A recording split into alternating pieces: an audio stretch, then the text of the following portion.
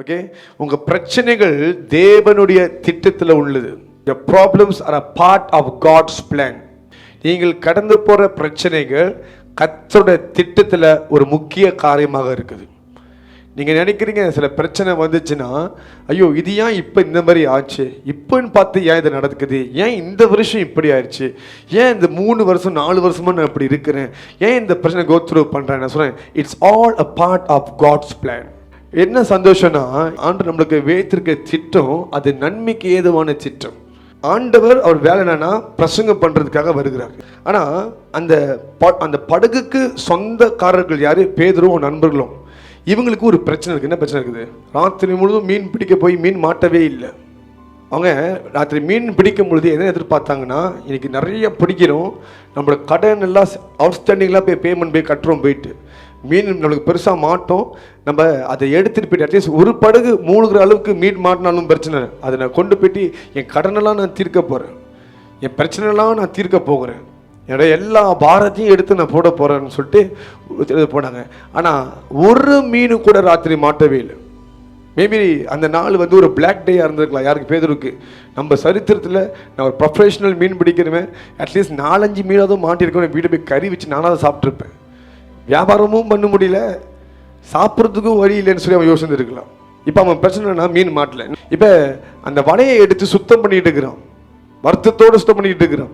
அந்த நேரத்தில் இயேசு ஒரு படுகுல ஏறும்பொழுது இயேசுவை விரட்டல, இயேசுவை உள்ள வர அனுமதி கொடுத்துருக்குறோம். இந்த படுகு தான் உங்கள் வாழ்க்கை. கர்த்தர் உங்கள் வாழ்க்கையில் வரும் பொழுது அனுமதி கொடுக்கணும். இப்போ இயேசு படுகு உள்ளுக்கு வந்துட்டாரு, பிரசங்கம் பண்ணிக்க சார் பேசணும்னு சொல்லிட்டு அந்த வலையை சுத்தம் பண்ணிக்கிட்டே அவன் கேட்குறான், இயேசு சொல்கிறதெல்லாம் கேட்குறான். கண்டிப்பாக இப்போ நான் பிரசங்கம் பண்ணால் 1.5 hour போதுன்னா அதுக்கே நீங்கள் பாதி பேர் நொந்து போயிருவீங்க முடியலன்னு சொல்லி. ஆனால் இயேசு வந்து யோசிச்சு பாருங்க, நானே இவன் 1.5 hour பிடிச்சு உங்கள்கிட்ட பேசுகிறேன்னா பரிசுத்தப்படுத்தப்பட்டு அவர் எவ்வளோ நேரம் பேசியிருப்பார்? ஒரு 2 hour 3 hour பேசியிருக்கலன்னு சொல்லலாம். அந்த 3 hour எல்லாமே அவன் காதலை பூந்துச்சா, அவன் மைண்டில் ஏறிச்சா ஒன்றுமே நம்மளுக்கு தெரியாது. ஒருவேளை பேதுருவும் மொட்டையாக புரிஞ்சுக்கிற ஒரு மனுஷனாக இருக்கலாம், ஏதாவது ஒன்று அப்படின்ட்டு இருக்கோம். சரி அவர் பேசுகிறார், ஆமாம் உண்மை தான், வாஸ்தவம் தான், உண்மை தான் அப்படின்னு சொல்லி அவன் கேட்டுட்டு இருக்கிறான். ஆனால் அவனுக்கு ஒரு பிரச்சனை. என்ன பிரச்சனை? கடனை கட்ட முடியல, வீட்டுக்கு காசை கொண்டு போக முடியல, ஒன்றுமே நடக்கலை. இப்போ அவன் ஒரு பிரச்சனையில் மாட்டிட்டு இருக்கிறான். அவன் யோசிக்கிறான், நம்ம நல்லா தானே வலையை வீசணும், கரெக்டாக தானே போய் வலையை போட்டோம், நம்மளுக்கு எல்லா திறமையும் இருந்து ஏன் இன்னைக்கு மீன் மாட்டலை? அதான் அவன் பிரச்சனை. நீங்களும் யோசிக்கிறீங்க, நான் கரெக்டாக தானே போனேன், சரியாக தானே செஞ்சேன், ஏன் எனக்கு மீன் மாட்டலை? ஏன் வாழ்க்கையில் ஆசீர்வாதம் இல்லை? ஏன் எனக்கு இந்த பணம் பிரச்சனை இருக்குது? ஏன் இந்த நெருக்கடி எனக்கு இருக்குது? நான் ஏன் இதை கோ த்ரூ பண்ணுறேன்? ஹல்லேலூயா. நம்ம முடிவில் பார்க்குறோம், கர்த்தர் 2 படகு மூழ்கிற அளவுக்கு மீன்களை தருகிறார். அப்படியானால் அந்த 2 படகு மூழ்கிற அளவுக்கு மீன்கள் வந்த வசி தான் அவன் எல்லாத்தையும் தூக்கி போட்டுட்டு, இப்போ தான் அவர் பார்த்து ஒரு அவர் 2 hour 3 hour இருக்கும், அதுக்கே இவ்வளோ மீன் மாட்டுதுன்னா இவர் கூடவே போனால் நான் கஷ்டப்படவே தேவையில்ல. அதுதான் மெயின் ரீசன் வலையை போட்டு உடன்ட்டான் முன்னாடி. அதுதான் மெயின் ரீசன், தூக்கி போட்டு வந்துட்டான். ஒரு வாட்டி தான் இப்போ தான் நான் பார்த்தேன், எனக்கே இவ்வளோ பெரிய காரணம், அப்போ இவர் கூடவே இருந்தால் எப்படி இருக்கும் என் வாழ்க்கை? Peter is so concerned about being with God. அதான் you are my everything. ஏதோ இயேசுவே நான் எல்லாத்தையும் தூக்கி போட்டு உங்கள் பின்னாடி வந்துட்டோன்றான் ஒரு கட்டத்தை சொல்கிறான். ஸோ அன்னைக்கு அதான் அவன் பிரச்சனை. அன்னைக்கு மட்டும் அவன் மீனை பிடிச்சிருந்தானா, இயேசு பேசும் பொழுது இவன் பேசியிருந்திருப்பான். சில பேர் நீங்கள் ஸ்டேஜில் பார்க்கலாம், பிரசங்கம் பண்ணிடுவேன் பின்னாடி பேசிட்டே இருப்பாங்க, அந்த மாதிரி அவன் பண்ணியிருப்பான். ஆனால் அங்கே அவனுக்கு பிரச்சனை இருக்குது, அதனால தான் காது கொடுத்து கேட்குறான். பிரச்சனை இல்லைன்னா பாத்தியா அந்த மீன் அப்படியே துள்ளிட்டு போகலாம், பிடிச்சி இழுத்துட்டல, எடுத்து கப்பலில் போட்டல, அந்த மீன் பயங்கரமான மீன், அது இது பட்டு நம்ம விஷம் தெரியுமா, அது இதுன்னு சொல்லி கதை பேசியிருப்பான். இயேசு எங்கே பிரசங்கம் பண்ணியிருப்பாரு, தேவராஜ்யம் சமீபத்தில் இருக்குது, மன திரும்புங்கள் அப்படின்னு பேசியிருக்கோம். ஆனால் அன்னைக்கு அவனுக்கு ராத்திரி மீன் மாட்டாத வசி தான் வார்த்தையே அவன் கேட்டான். ஒத்துக்கிறீங்களா? அப்படின்னா மீன் மாட்டாத பிரச்சனை ஆண்டோடைய திட்டத்தில் இருக்குது. ஒரு 2 விதமான காரணம் உங்களுக்கு சொல்லுவேன், நீங்கள் பிரச்சனை இல்லை. முதலாவது பார்த்தீங்கன்னா, நீங்கள் ஃபைனான்ஷியல் ரீதியில் உடைக்கப்பட்டிருக்கலாம். You might be broken financially. Okay, பெரிய ஒரு நெருக்கடி நீங்கள் கடந்து போகலாம்.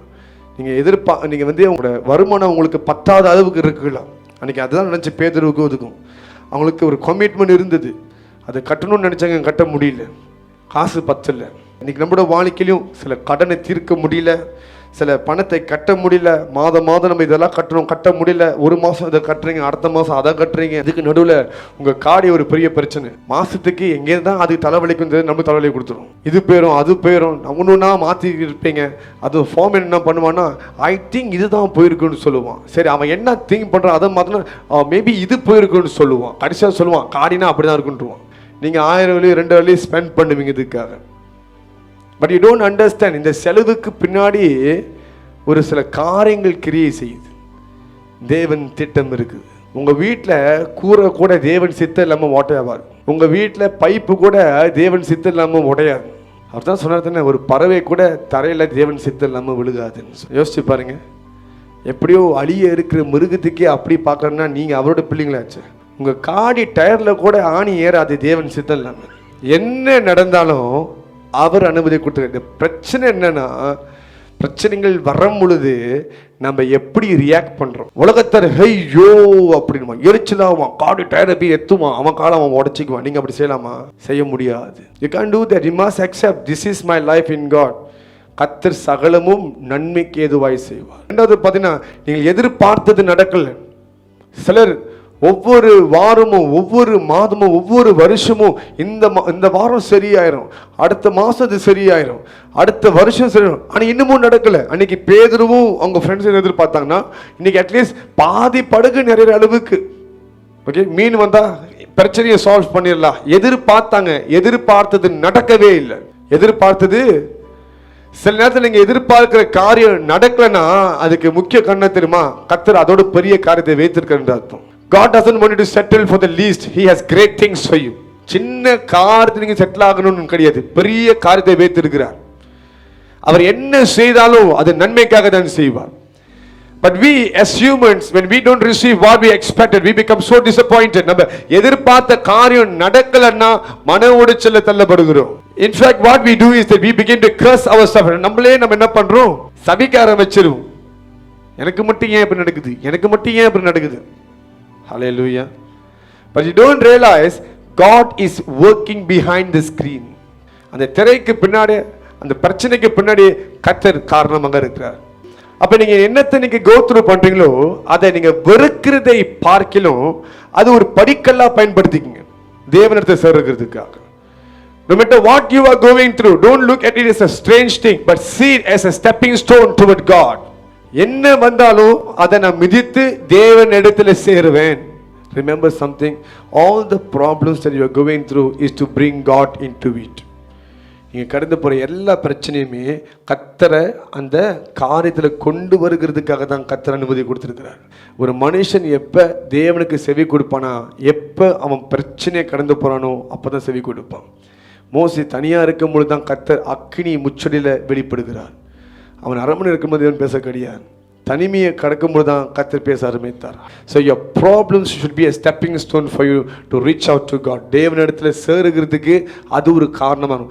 பிசாசனவன் ஒரு கல்லை தூக்கி உங்க மேல ஏன் போட்டான், பிரச்சனை கல்லுக்கு ஏன் போட்டானா, நீங்க கர்த்தரை சபிப்பீங்கன்னு சொல்லி நீங்க பண்ணும் அந்த கல்லை மிதிச்சு இல்ல இந்த கல்லு மூலியமா நான் தேவனிடத்துல நெருங்கணும் சொல்லி பார்க்கணும்.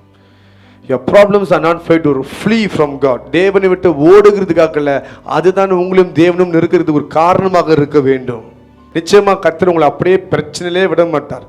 பேதுரு பாருங்க, படகுல ஏறினாரு, ஓகே அங்க பேசினாரு, ஓகே பேதுரு see you next time bye அப்படின்னு சொல்லிட்டு போனாரா? அவன் என்ன எதிர்பார்த்தானா, இயேசு தான் படகு பாய்ச்சிட்டு இருக்கிறாரு, நம்ம வலையை துளுக்கி வைக்கணும், இயேசு எப்போ கீழே இறங்குவார், எப்போ கீழே இறங்குவார், நம்ம வீட்டுக்கு போகலாம் வலையை ஒழுங்கு வச்சுன்னு நினச்சிக்கிட்டு இருந்தான். ஆனால் இயேசு சொன்னாரு, பேதுரு நீயும் படகுல ஏறுன்ட்டார். அவன் என்ன நினைச்சான், இயேசு இறங்குவாருன்னு எதிர்பார்த்தான். ஆமாவா இல்லையா? ஆனால் இங்கே இயேசு அவனை படகுக்குள்ளே ஏற சொல்லி ஆழத்துக்கு போக சொன்னார். உங்கள் நினைவுகள் தேவனுடைய நினைவுகள் அல்ல, உங்கள் திட்டங்கள் தேவனுடைய திட்டங்கள் அல்ல. ஆண்டு உங்களுக்கு வேறு ஒரு திட்டத்தை வைத்திருக்கிறார். நம்ம ஏன் சில பிரச்சனை பேசாதுன்னா, நம்ம ஒரு பிளான் பண்றோம், ஆண்டவர் வேற ஒரு பிளான் வச்சிருக்கிறார். தேவனுடைய பிள்ளைங்களோட வாழ்க்கையில எந்த நன்மையும் குறையாது. ஹல்லேலூயா.